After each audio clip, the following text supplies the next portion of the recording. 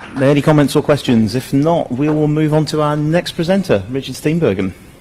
And he's going to tell us what's wrong with the Internet Routing Registry and why it's all, what?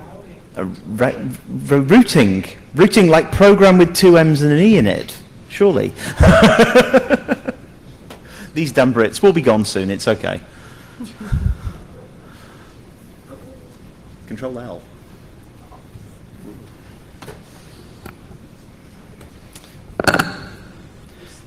So, yes, it's another IRR presentation. Every time I've gone to a NANOG in recent years, there's always one, and every time somebody gets up and says, nobody uses IRR, it's worthless, we don't like it, we don't use it, we can't maintain it. Somebody says, everyone uses IRR, you're crazy, why aren't you doing this? Somebody tells you you're a horrible person, you're polluting the internet, you're destroying the internet, you're allowing people to leak prefixes everywhere if you're not using IRR. And some people say that IRR is inherently broken, full of garbage, and that's life. So I had this conversation with a lot of people, and there's a lot of common knowledge about this, or what should be common knowledge, where everyone says, oh yeah, I know it's full of garbage data. But a lot of people never got around to quantifying this. How full of garbage data is it? Is it really full of garbage data? Is it perfectly valid? Is it not? So I wanted to actually quantify this with some statistics. So for anyone that's been living under a rock, IRR is the Internet Routing Registry. It's a distributed database where networks can define their routing policies, which for our purposes as pragmatic network operators basically means you define a list of prefixes that you're going to accept or announce. In the case of a transit customer, you define your prefixes and then you define your customers behind you so that someone 5 hops away can look at this and have a realistic expectation of what prefixes you're going to be announcing and filter the ones that you aren't. So, kind of the theory behind what's wrong with the data is that it's distributed databases. There's no central authority. There's nothing preventing you from registering routes that are not yours. There's nothing preventing you from pretending to be someone else.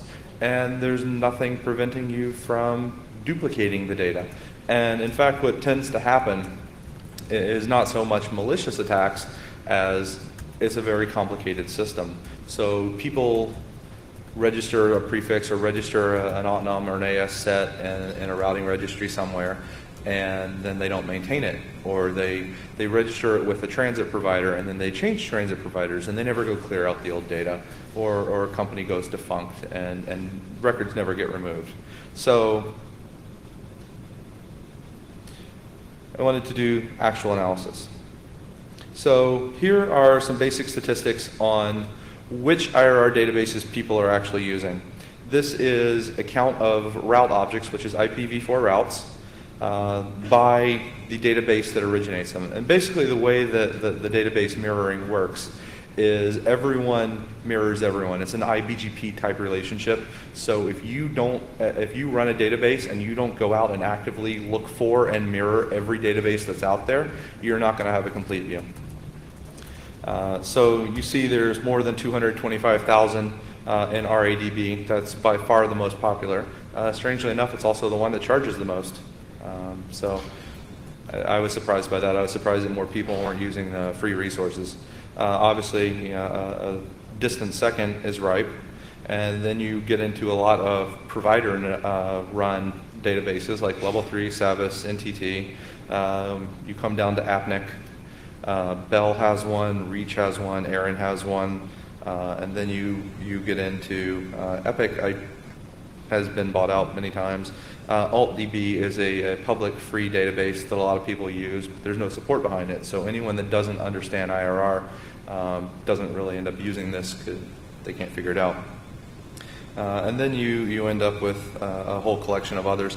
And literally there's another 10 that I have classified under others, and if you group them all together, it's not even as much as the smallest other provider, other database.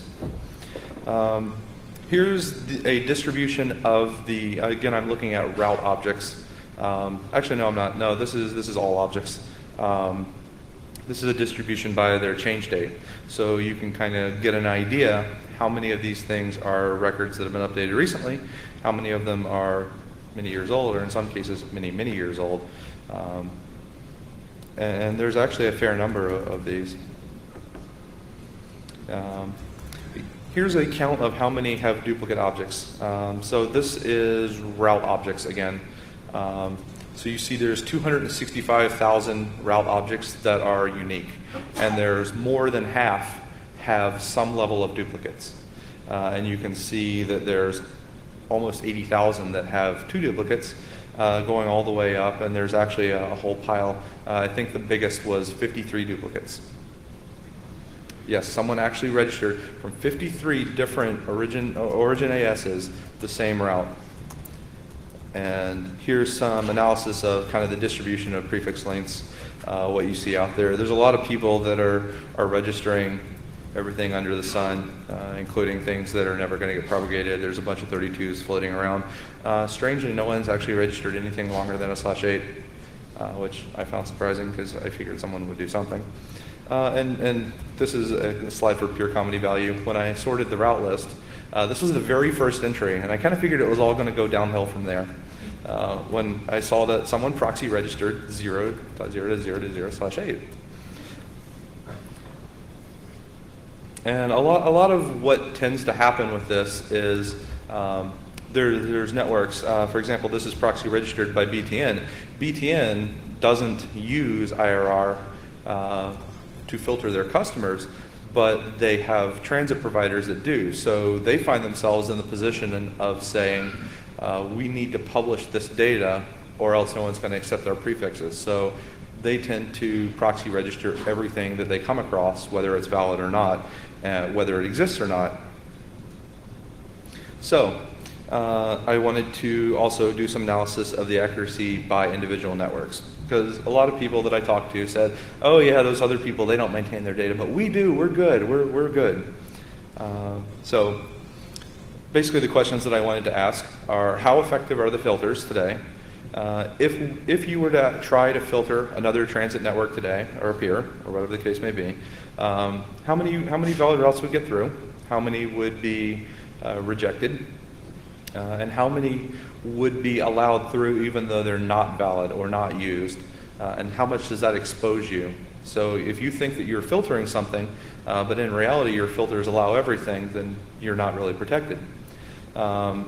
And some of these questions I didn't have time to answer fully in the presentation, but something to think about. How easy is it for malicious registration to occur? How easy is it for some of these objects to be proxy registered under some maintainer that you have no control over, that you have no association with, and someone's just decided to register that route? And even if it's under your object, even if you try to maintain your database, it may not be maintained. So what I did was I compared actual announcements that different providers are making against their IRR object.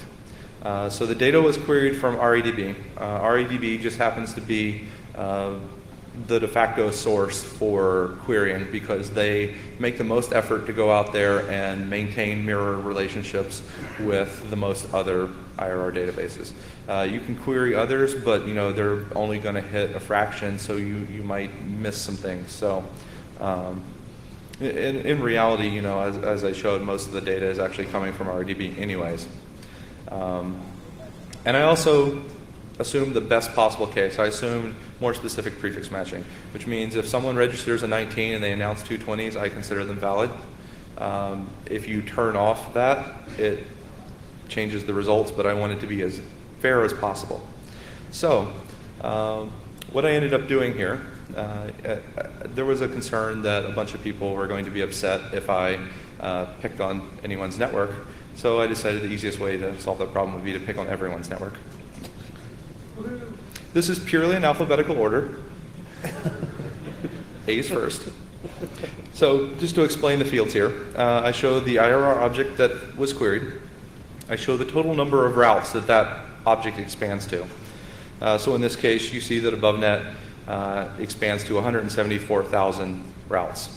Then I compare these guys show the number of routes that they actually announced to customers. These were taken from live peering feeds as real snapshots within the past week, so they're as accurate as I can get them. You see that AboveNet announces 8,397 routes, which is their customers. If you run their announcements against their IRR object, you see that 4,100 of them are accepted and almost 4,300 of them are rejected, which you see lower down. You have a false reject rate of 51%, which I consider bad. Going back up, you see what I classify as unused. Of the 174,000 routes, 170,000 of them were not touched, and I actually count the number of hits to the routing table. So if someone has a more specific, if someone has an aggregate and then it gets matched by some more specific, I'm actually counting whether that route object was used to approve a prefix or whether it was not. So you see 170,000 routes were not used at all in allowing any prefix. More interesting, I think, is the next one, which is 106,000 routes were not anywhere in the global routing table today at all.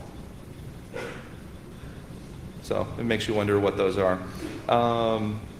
Later we have autonoms that are referenced and missing. Basically what that is, when you query an IRR object that's something recursive like an AS set, it will eventually expand to a list of autonoms. As soon as you go all the way down to the very bottom, you're just going to have a list of autonomous systems that have routes associated with them.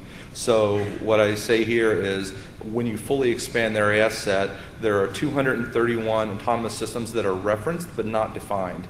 And basically what that means is that anyone can come along, register one of those autonomous systems, start announcing routes, and it will be picked up in this AS object, which is obviously a security hole. False reject rate, I explained. False acceptance rate, I just kind of wanted to put into perspective how much more someone is potentially allowing than what they should be or what they're actually actively announcing. And obviously there's going to be some amount of overlap for this because there are a lot of networks that have multi-home customers where a customer is not currently announcing something. But within reason. So this is just essentially the 174,000 divided by the 8,000. But it gives you an idea that AboveNet is, in their object, has 20 times more routes than they're actually using. And the notes here, the autonom records, the export records here, and the actual documentation that you find online, PeeringDB and other places, actually claims that this is AS-above. But it turns out that doesn't actually exist. The only thing that does exist is AS-MFNX. So I grade this an F based on failing 51% of the legitimate prefixes and allowing 170,000 unused routes through. British Telecom, and basically what I did was I tried to pick I went through every tier 1 that I could find, and then I went through every major tier 2 that in theory does hundreds of gigabits. So British Telecom was another example. Here you see that they register 55,000 routes. They actually only need 4,000. But they have a decent acceptance rate. There's only 2.8% that are being rejected. Overall, it's not that bad, so I give them a C-. Cable and Wireless registers 266,000 routes. They only need 16,000. So they have a very good acceptance rate. They're not falsely rejecting a lot. They're only rejecting 1.6%, which in the grand scheme of things, there's worse. But they're allowing everything that you can possibly allow almost through, and that defeats the purpose of the filter. Not only that, but they have such a very deep recursive AS set that it took me over 2 hours to poll it, and this was under the best possible polling conditions where you have recursive server-side expansion, so there's no back and forth to expand everything as you see when you query the RIPE database. When you query RADB, you can actually do a recursive server-side expansion. So, and this was also queried 5 milliseconds away on a gig connected host. So you can't get any better query conditions, and it still takes over 2 hours to run. So just to give people an idea of how scalable these filters actually are. and I give them a D just because of the vast number of false things that are allowed. Deutsche Telekom, similar type of scenario. Their object expands to 178,000 when they only need 13,000. So they only have a 5.7% rejection rate, which, you know, if you're one of those 5.7% of customers, you're probably not going to be happy the day that someone's filtering you. So, you know, even when it's something that low, it's something to keep in mind. But again, a massive number of objects. I'm missing the number of things that are not even found in the global routing table. But again, you see a massive number of things that shouldn't be allowed. France Telecom, same kind of scenario. They are actually not allowing 34% of their announced prefixes. They're actually not including that in their object. So even though they don't have a massive number of false acceptance, they have a very high number of false reject. So I ended up categorizing that as a fail. Global crossing is an interesting one. They not only fail, but they fail at failing. They don't even configure the AS set correctly. There's no reference to any other customer AS sets, so this very clearly will not work because it's not even configured correctly to begin with. So you see that they falsely reject 73% of their customers, which if you're one of their customers and someone decides to filter you, probably not a good day. Hurricane Electric, I threw them in. They're one of the better ones.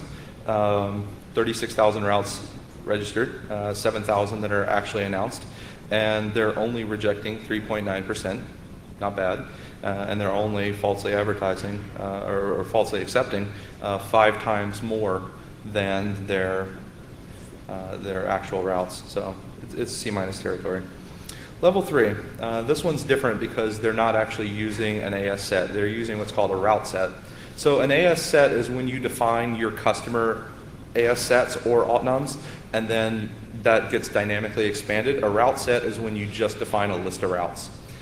So the advantage is there's no query time. It doesn't take hours to expand the set, but it also doesn't update. So if one of your customers changes something, it doesn't automatically propagate. Level 3 would have to rerun this. So in this case, you see that they're missing a large number of prefixes. And I actually talked to some of the level 3 guys about this, and basically what they said was the server that runs the IRR updates had CPU problems and it hasn't run in a few months, and they're sorry and they'll fix it. Fair enough. But they fail because they reject 30% of their customer prefixes. I threw my own company in because everyone that I showed this to said that if I didn't, they were going to come to the microphone and heckle me. And I give myself a B+. It's not it's not perfect. Actually, what I was surprised because we do not proxy register anything for any customer. We do not do manual updates for any customer, and we require every customer to be in the IRR. And even then, we had 6 goofs. And the goofs actually turned out to be one router was not correctly updating.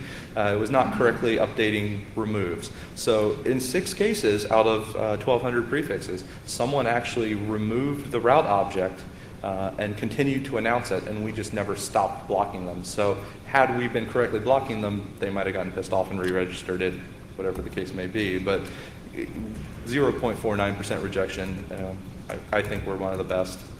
And some of that just because of the type of customers we have, we can really enforce that.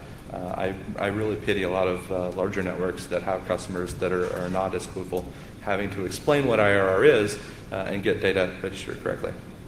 So NTT America expands to 289,000 routes, which is clearly more than the global routing table. If you look at the number of rejections, it's very low. They're only rejecting 21 prefixes. But again, they're allowing 240,000 prefixes through. And 166,000 of those do not exist anywhere in the global routing table. So Savvis, similar type of situation to every other Tier 1 or Tier 1 type provider. 100,000 routes registered, 48,000 are actually announced. And only 21,000 make it through. The other 27,000 not included. So 56% failure rate. That's bad, they get enough.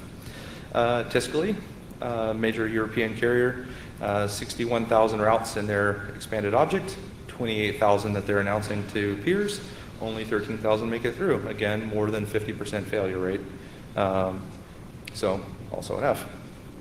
Telecom Italia, major European provider. And a lot of what people told me was that, oh, check the Europeans, because they're very good on maintaining their IRR data. Americans, they're slack asses, you know, they're not going to maintain it. But those Europeans, all this data is going to be accurate. And what I found is that it's not true. Again, 165,000 routes and a 30% failure rate, and you know, 10 times more routes being allowed through that are not being used. Teleosnera, similar type of thing to everyone else.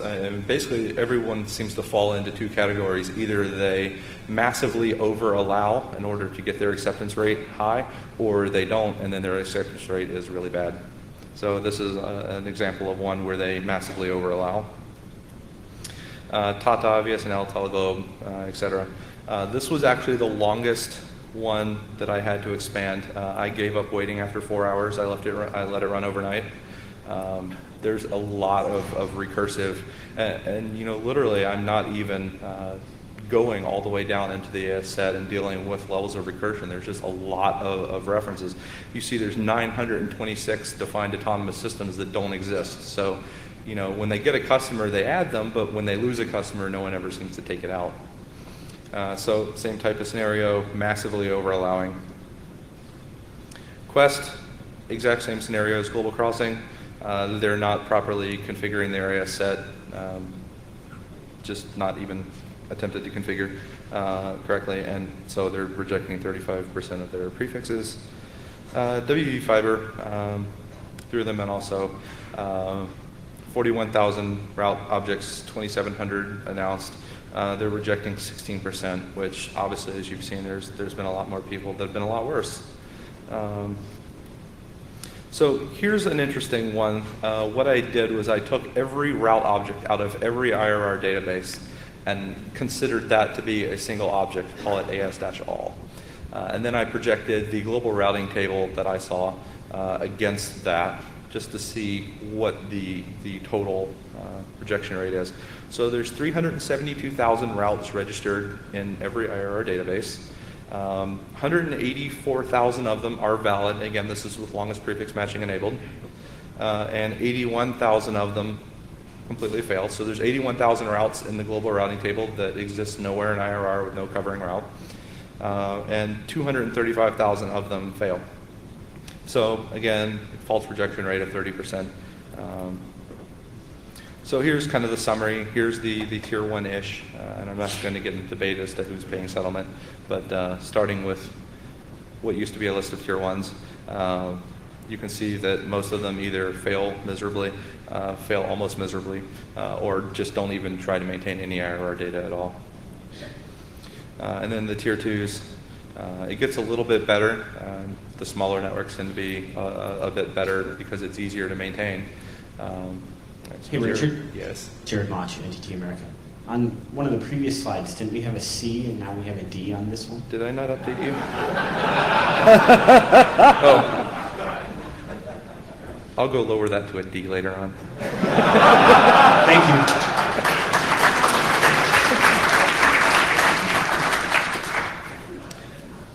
But again, you see that most people tend to fail. And the people that I showed this to, there were a lot of smaller size networks that I showed this to and ran their announcements against. And a lot of people that thought they were really good turned out not to be. So here's the upside. I'm actually releasing the software that I used to do this analysis. I have a package called IRR Power Tools, which is designed to allow ISPs to filter their customers. I've given a presentation about it at NANOG in the past. There's links to it. It's open source code. It's in PHP. I'm sorry, you'll have to compile PHP. Deal with it. But actually, I was going to have this code finished and uploaded, but there were a couple last-minute tweaks that I wanted to put in. So the new version will be 1.3, and it'll be uploaded probably by the time I get home. So give it a few days before you start sending me complaints. And speaking of complaints, here's where you send them if I made fun of your network. send me all the hate mail you'd like. Questions?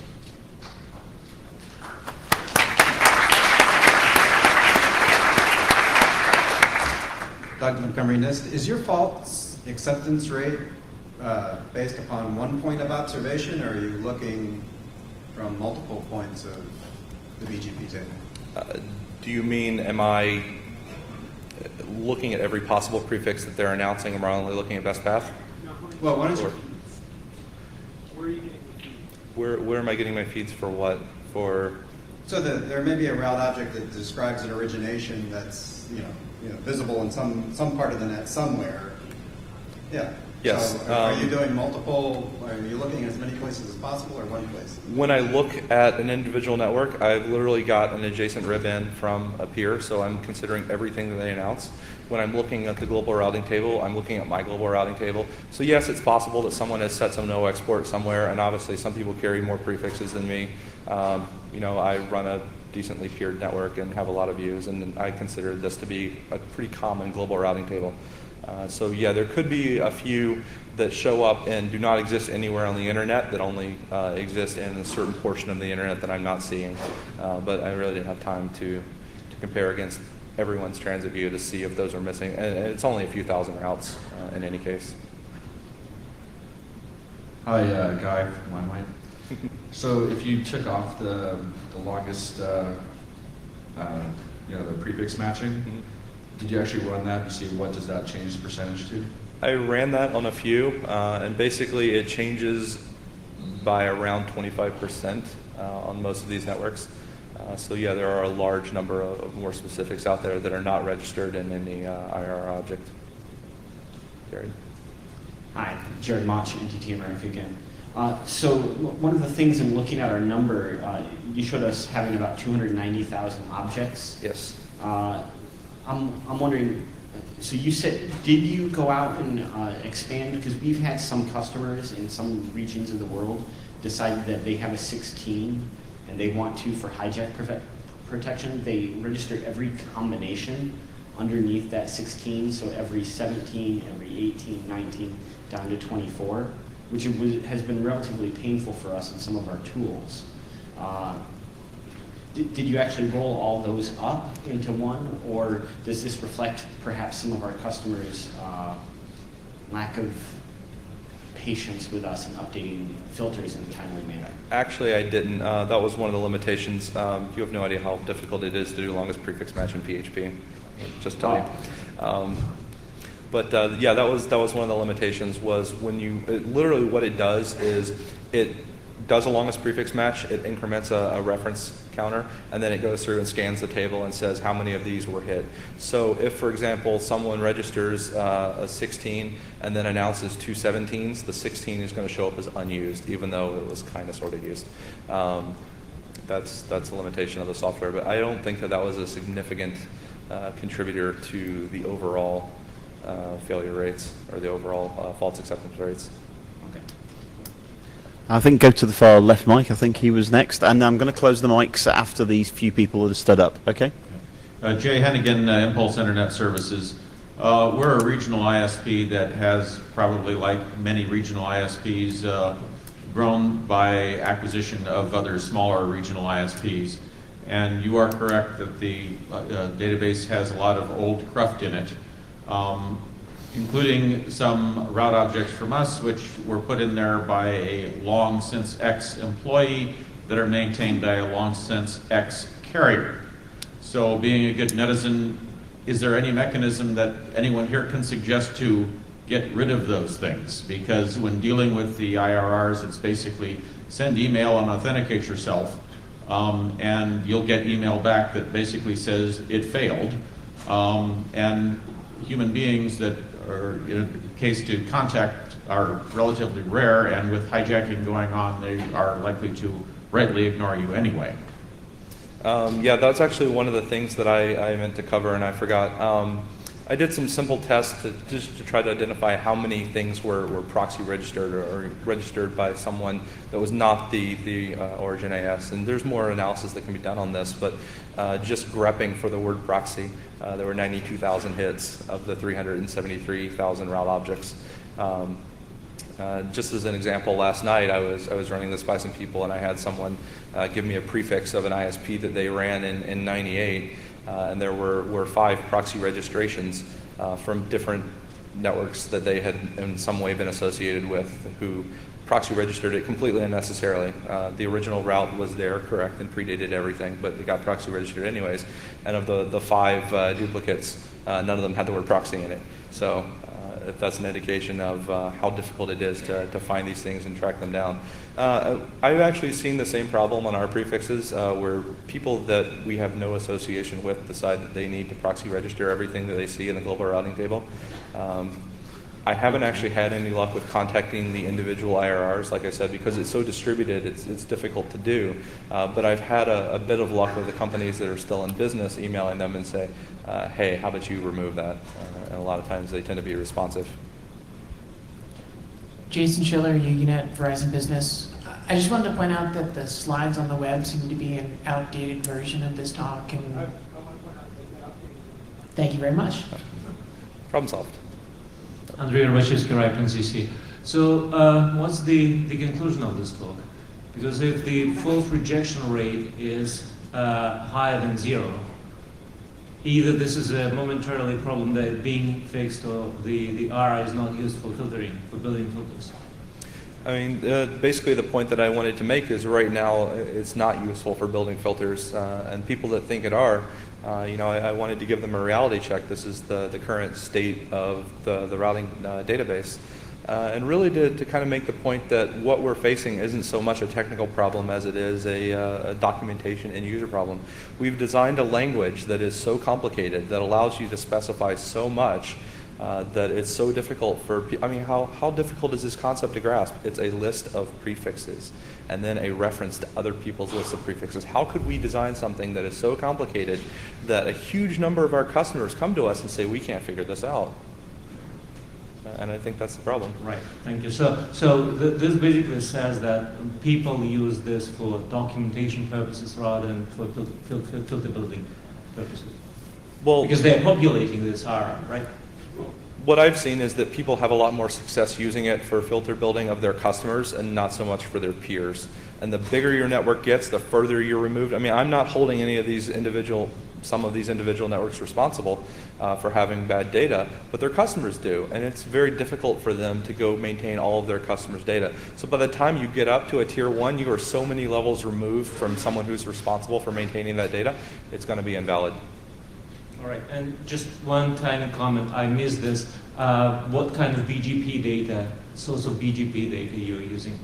For the direct, for what I was considering someone was announcing, I literally went out to individual networks that peered with individual networks or through looking glasses and obtained the full table, what people were announcing to other networks as their customers. So what it legitimately should be filtering against. I think you may want to use RIS data. It's more comprehensive. It actually contains 16 collectors. So well, it doesn't. It doesn't, because the problem is you're not seeing only seeing the best path. The only way BGP doesn't propagate any more than the best path. So as soon as you have any decision-making algorithm in there, you're starting to lose duplicates. The only way to see an entire view is to go straight to the source and see exactly what they're advertising.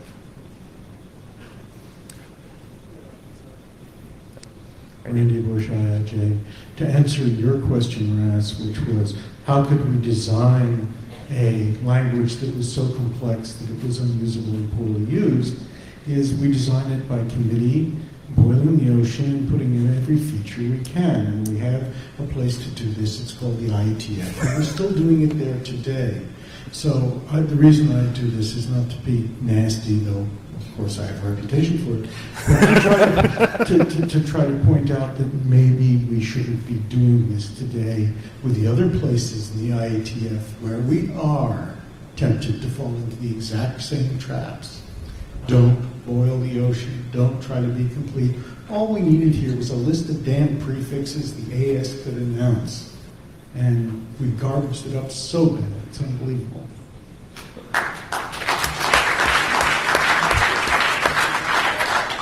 And I think with that, thanks very much, Raz.